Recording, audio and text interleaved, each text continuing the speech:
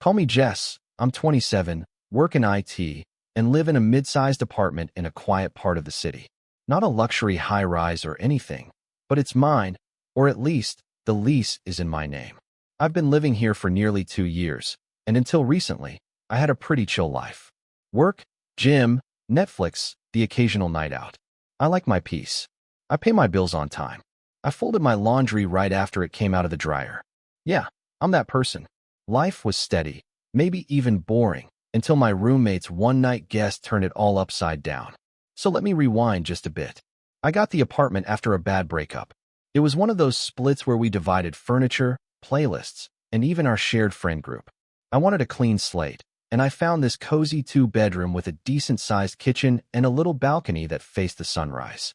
I moved in solo, but after 6 months, I realized rent was kind of a beast to shoulder alone, especially in this economy. That's when I decided to look for a roommate. Enter Marissa. Marissa was 25, studying for her nursing boards, and seemed normal enough during our initial meetup. She liked quiet nights, paid her share on time, and made good pesto pasta. We got along decently well. We weren't besties who shared shoes and secrets, but we were comfortable. She moved in that spring, and for the first few months, everything was smooth sailing. Then came Alex. I met Alex one Saturday afternoon when I was doing my usual deep cleaning routine. Marissa was sitting on the couch, legs crossed, scrolling on her phone, and beside her was this guy I didn't recognize, tall, smug-looking, and wearing one of those ironic graphic tees that say something like, "I paused my game to be here." "Oh, hey," she said, like I wasn't holding a mop and glaring at the dirt in the corners. "This is Alex, my boyfriend." Alex gave me a curt nod, but didn't bother standing or saying much else. "Hi," I said, mildly surprised. I hadn't known she was seeing anyone. "Is he, staying for dinner, or?" "He's just crashing for the night," she said quickly. "His place is getting fumigated. One night max." I shrugged. "Not my business." "Cool," I said, and returned to vacuuming the living room while he proceeded to put his feet on the coffee table. Strike one. That one night stretched into 2, then 4, then 10. After a week, I asked Marissa casually, "Hey, is Alex still having issues at his place?" She hesitated. "Yeah, kind of. He might need a few more days." A few more days became indefinite. By the end of week 3, his toothbrush was in the bathroom, his socks were on the hallway floor, and his laptop charger was permanently plugged into the wall near our dining table. I confronted her again, more directly this time. "Marissa, I need to know, how long is Alex planning to stay?"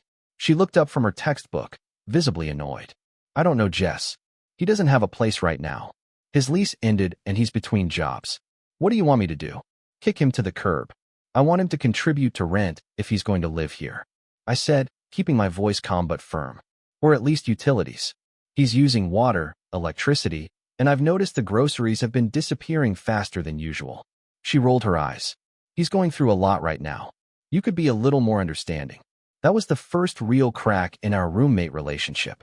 But I didn't push further, at least not yet. I figured if he was truly between leases, maybe he'd be gone soon. Maybe this was just a rough patch. I didn't want to be heartless. But over the next few weeks, it became clear that Alex had no intention of leaving. He wasn't job hunting. He wasn't apartment shopping. He was home. My home. He started leaving his dishes in the sink. He took my almond milk and drank straight from the carton. He hogged the bathroom in the mornings and had the audacity to leave the seat up. And if that wasn't enough, one day he just rearranged the living room without asking me or Marissa. I came home to find the couch against a different wall, my reading lamp missing, and a gaming chair in the corner that absolutely did not match our decor. "What happened here?" I asked, stunned. Alex, holding a controller, barely looked up. "I optimized the layout. Better for the TV angle." I blinked. "You what?" "Relax," he said. "It's a shared space." I stood there, fuming, while Marissa tried to smooth things over. "He just moved a few things. We can put them back if it bothers you. It's not about the furniture." I snapped. "It's the fact that he thinks he can waltz in and start running the place without so much as a conversation." Alex, ever the charmer, scoffed. "Maybe if you weren't so uptight, you'd see it looks better this way." That was the moment I started taking mental notes. I wasn't just irritated anymore. I was on a mission. But I stayed quiet, observed, waited. Because if there's one thing working in IT has taught me, it's that documentation is power. And if this was going to end in confrontation, I wanted receipts. So I started keeping a record. Every day Alex stayed. Every meal he consumed. Every utility spike. Every passive-aggressive comment. Every item of mine he used without asking. I took photos, wrote timestamps, and tracked everything. It might sound obsessive, but I knew something was coming. I just didn't know when. And then, exactly 3 months from the day he first crashed for a night, the absurd happened. I came home after work, kicked off my shoes, and found a manila envelope on the counter with my name on it. Inside, a printed document titled Shared Household Contribution Agreement. It was from Alex. I swear I'm not making this up. The document, clearly typed by him and signed only by him, outlined how, since I shared the space with 2 individuals, I should now be paying 1/3 of the rent instead of half. It went on to say that he would begin collecting from me at the start of next month, and that I should please have my portion ready in cash or transfer. He had even added his Venmo at the bottom. I stared at it, blinking, trying to process the audacity of this man. I took the paper, walked into the living room where he was. What else? Playing video games, and held it up. What is this? He didn't pause the game. A rent adjustment. Fair's fair. Fair. I repeated, you don't even live here legally. Your name's not on the lease. You've been freeloading for 3 months, and now you think I owe you money. He put the controller down and turned to me, smug as ever. Look, Jess, I've been contributing. I cleaned the bathroom last week, and I reorganized the living room. If anything, you owe me. That was it. I didn't yell. I didn't throw things. I just smiled, said, thanks for the clarification, and walked away. Because now, I had everything I needed. The next day, I drafted something of my own. Not a passive-aggressive note. Not a confrontation. Something a little more formal. And it had teeth. But I'll get to that. Because first, I had to pay someone a visit. The next morning, I took a personal day from work. Not out of stress. I was weirdly energized, like someone had hit a switch. This wasn't just about revenge, it was about reclaiming my home. My life. And step 1 meant paying a little visit to my landlord. Now, quick side note. My landlord, Mr. Gelman, is in his late 60s, runs a few small properties across the city, and is basically allergic to technology. Think handwritten receipts, landline phone, a thick accent, and a suit that looks like it was tailored during the Nixon administration. But he's fair, old school, and more importantly, by the book. I showed up at his office unannounced, carrying a folder with my notes, printed photos, and screenshots of every Venmo request, every group text, and a list of dates. He was in the middle of eating his sandwich when I walked in. Jessica, he said, wiping mayo off his tie. You okay? You don't usually come by in person. I have a problem, I said, sitting down across from him. And I think you're going to want to know about it. I laid out everything. Who Alex was. How long he'd been there. That he wasn't on the lease. That he'd never applied.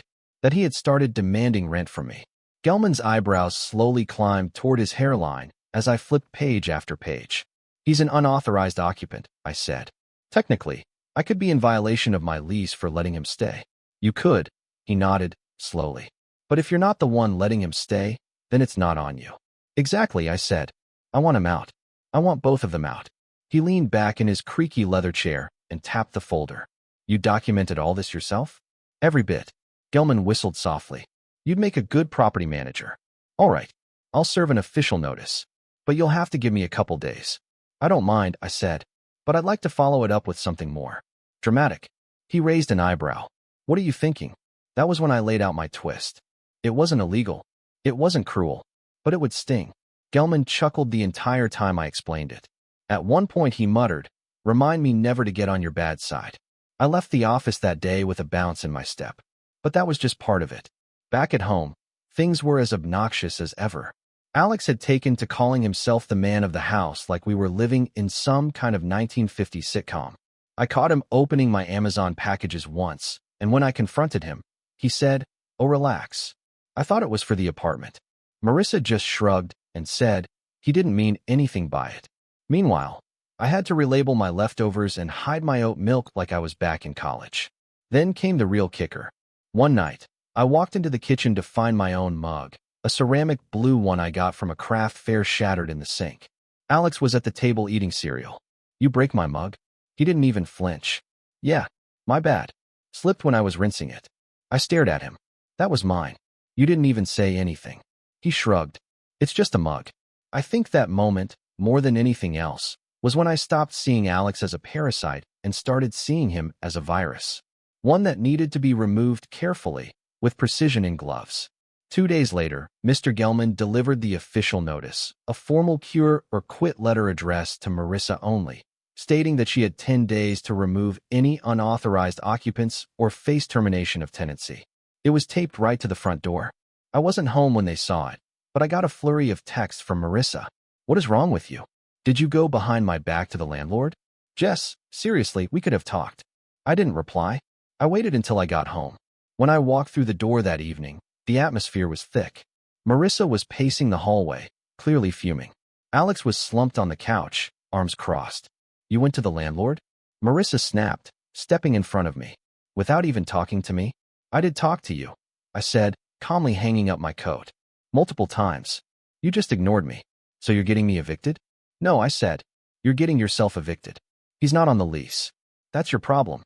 Alex scoffed. "You're being a child." "No," I said, turning to him. "You've been squatting in my home for 3 months. You've cost me money, time, and peace. And now you're pretending you have some legal claim to my space?" "I do contribute," he shot back. "I help keep things running." "You broke my mug and rearranged my furniture," I said. "That's not contribution. That's invasion."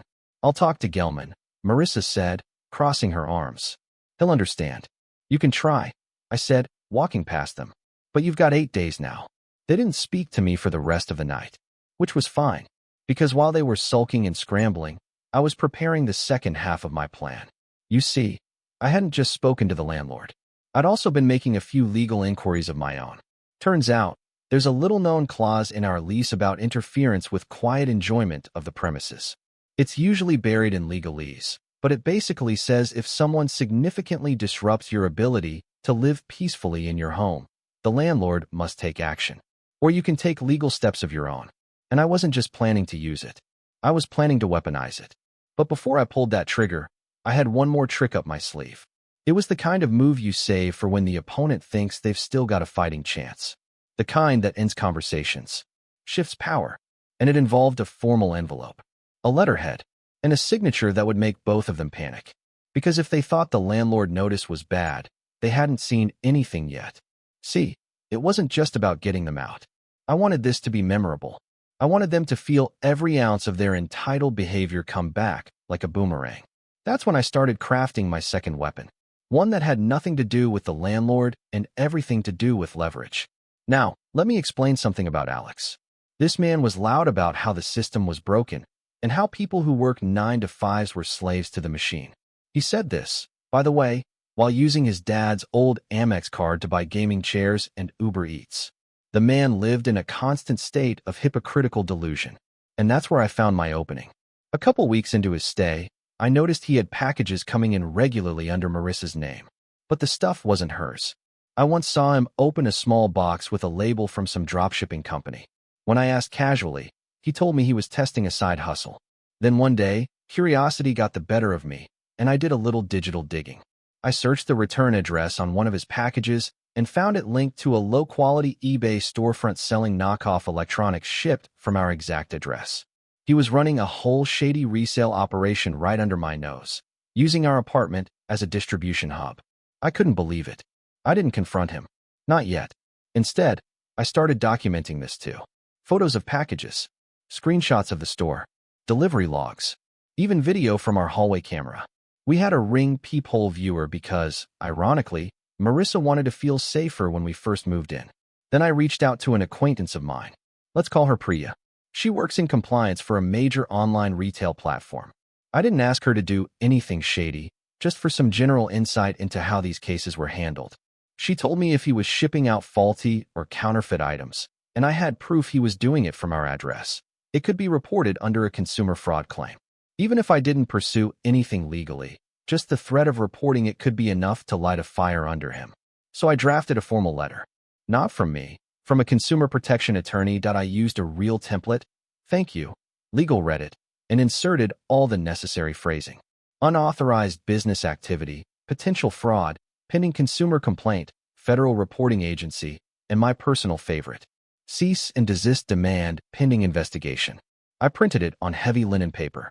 Inserted it into an envelope with a typed address. No return name. Just an official-looking letterhead with a mock legal firm name I generated from a law firm name generator online. Then I waited. The next morning, I made sure to leave the envelope on the kitchen counter, right where Alex would find it.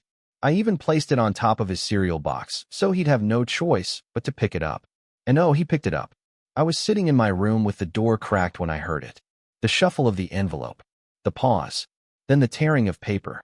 A beat of silence. Then what is this? He stomped down the hallway toward Marissa's room. I peeked just slightly out and saw him holding the letter, face pale. They're investigating me, he hissed. Marissa sounded half asleep. What are you talking about? This. Some law office sent a letter. Says I'm being reported for fraud. Did you tell someone about the store? Marissa mumbled something, and I couldn't hear her reply. But the panic had started. It was setting in. I heard Alex storming back and forth for an hour after that. Doors opening and closing. He was on the phone, trying to get someone, anyone, to explain what was going on.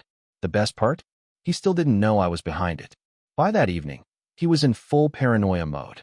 He'd shoved all his packages into black trash bags and was muttering something about needing to find a P.O. box. I stayed in my room, pretending to work, while sipping my tea and listening to the chaos. But that's when things really started to crack. Because instead of Marissa backing him up, I started noticing tension between them. She was annoyed, tired, defensive. She started spending more time in her room.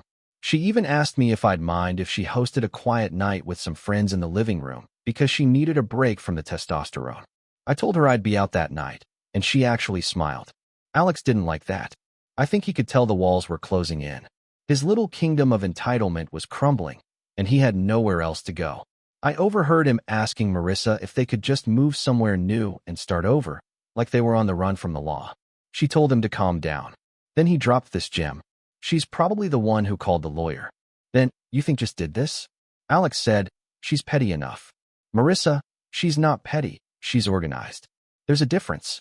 That one made me laugh. But here's where things took a turn I wasn't expecting. The next morning, I walked into the kitchen and found Marissa alone, no Alex in sight. She was staring into her coffee like it had told her bad news. She looked up at me and said, quietly, I think he's going to do something stupid. I didn't respond. Just waited. She looked down at the mug again. He's talking about getting you kicked out. Now I was interested. Really? I said. And how's he planning to do that? I don't know, she said. But he mentioned calling the landlord. Said he has proof that you've been harassing him and creating a hostile environment. That was when I realized this might go deeper than a revenge plan. Alex wasn't just a freeloader anymore.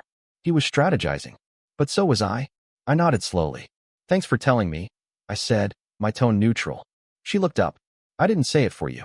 I said it because I don't want to be homeless. And with that, she left the room. Which brings me to now. Alex has no idea I'm 2 steps ahead. That I have everything from the roommate agreement to the unauthorized business to audio recordings of his threats ready to go. He thinks he's in control. He's wrong. The day everything came to a head, the apartment was unnaturally quiet. The kind of quiet that hums in your ears. You could feel it, like pressure before a storm. Marissa had been avoiding eye contact for days. Alex, meanwhile, was riding the high of what he thought was a genius plan. His supposed evidence against me. He was pacing around the apartment like he'd already won. Smirking. Making himself eggs with my olive oil. Sitting in my chair like a king waiting to claim land he didn't own. He had no idea he was already checkmated. The night before, I overheard him on the phone in the hallway, talking just loud enough for me to hear. He wanted me to hear it. That faux confidence again. Thick and clumsy like everything else he did. She's done, he said. I've got a recording of her threatening me. I'm sending it to the landlord in the morning. He was talking about a conversation we did where I told him calmly that if he wasn't out by the 15th, I'd escalate it legally. Apparently, that counted as a threat now. He was really counting on that little bluff. Let him. The next morning, 11 a.m. sharp, Mr. Gelman knocked on the door. I opened it like I'd been expecting royalty. Offered him coffee. Walked him into the kitchen. He declined, of course. He always declined. A minute later, Alex sauntered in. Posture cocky, shirt half-ducked. He looked at Gelman like he was a panelist on some reality show. Glad you could make it, he said. We've got some things to sort out. Mr. Gelman stared at him for half a beat longer than was polite, then turned to me. You said you had something to show me? I did. I pulled out the folder I'd been working on for weeks. Thick, color-coded. It thunked when I dropped it on the table. Inside, the eBay storefront Alex was running from our address. Product photos. Tracking numbers. Photos of the boxes piled in our living room. Delivery schedules. Video stills from the hallway camera of him packaging items. Screenshots of messages where he called himself a small business owner. And best of all, a printed list of all the names and aliases he'd used to register accounts, some tied directly to our unit's mailing address. But that wasn't the only thing in the folder. Behind it, I'd also added a few personal touches. A copy of the fake legal letter I'd crafted weeks ago, the one that sent Alex into a tailspin. A timeline of all 3 months he had lived there rent-free. A signed witness statement. Yes, signed, from Marissa, admitting he'd been living there full-time and had been increasingly aggressive. Gelman read through it all without saying a word. Occasionally, he grunted. Once, he squinted and muttered, Jesus. Alex stood there, arms crossed, trying to read upside down. She's manipulating this whole thing, he blurted. She's been hostile since day one. I recorded her threatening me. I've got proof too. Gelman closed the folder and looked at him. You're not on the lease, he said flatly. You're not authorized to live here. You're not even a tenant. You've been running a business out of my property without permission. That alone is grounds for immediate removal. Alex's smirk twitched, but Gelman raised his hand. If you're not gone by noon tomorrow, I'll file an unlawful detainer and pursue damages that'll be on your record. Trust me, it'll follow you. And good luck explaining that to any landlord in the city. Alex's jaw clenched, but he didn't say anything. He just stood there. I don't think he'd ever been told no by someone who could enforce it before. Gelman stood up, gave me a small nod. I'll expect confirmation tomorrow. Then he left. The moment the door closed behind him, Alex turned to me. But whatever angry retort he had planned died in his throat. I didn't say a word, just raised my coffee mug, the one he hadn't broken, and took a sip. Marissa didn't come out of her room. I don't know if she was ashamed or scared or just didn't want to face either of us. But that night, I heard them arguing. Not just bickering, arguing. Him yelling, her sobbing. It went on for over an hour. Something about betrayal. Something about, you let her do this. The next morning, Alex was gone. No goodbye. No apology. No passive-aggressive note. Just gone. He left behind a half-filled trash bag, a broken phone charger, and a carton of almond milk I'd marked with my name weeks ago. Fitting. Marissa stayed another few weeks. She tried, in her own awkward way, to patch things up. Apologized once, kind of. Said she didn't know it would get so toxic, that she thought he'd grow out of it. I told her I hoped she learned something from it. She didn't answer. 3 weeks later, she packed up and left. Quietly. No drama. She texted me a week after that, asking if I could mail her a stack of nursing books she'd left behind. I didn't reply. These days, it's just me again. The apartment is quiet. Still. Clean. There's no one gaming at 2 a.m. with the volume blasting. No weird packages. No power struggles over the thermostat or whose milk is in the fridge. Just me, my playlists, and my sunlight on the balcony. And I sleep better. Sometimes I wonder what Alex is doing now. Probably trying to find a new couch to live on. Maybe telling someone else how he was wronged. Painting himself as the victim. It doesn't really matter. Let me know your thoughts on this.